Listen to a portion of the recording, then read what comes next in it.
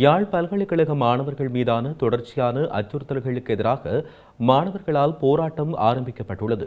இந்த போராட்டமானது இன்று காலை 10 மணிக்கு யாழ்ப்பாண பல்கலைக்கழகத்திற்கு முன்பாக ஆரம்பமாகியுள்ளது. இலங்கையின் சுதந்திர தினத்தன்று யாழ்ப்பாண பல்கலைக்கழக வளாகத்தில் ஏற்றப்பட்டிருந்த இலங்கை தேசிய கொடி இறக்கப்பட்டு மாணவர்களினால் கருப்பு கொடி ஏற்றப்பட்டது.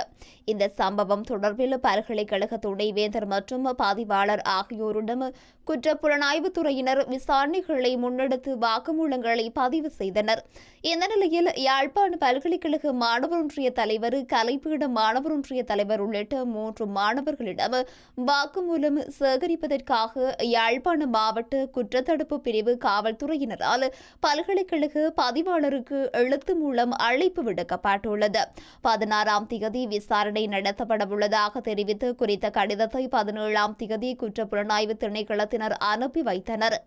இந்த நிலையிலேயே விசாரணை என்னும் பெயரில் மாணவர்கள் மீதான தொடர்ச்சியான அச்சுறுத்தலுக்கு எதிராக யாழ்ப்பாண பல்கலைக்கழக மாணவர்கள் ஜனநாயக உரிமை கோரி விரிவுரையாளர்களை புறக்கணித்து போராட்டத்தில் ஈடுபட்டுள்ளனர்.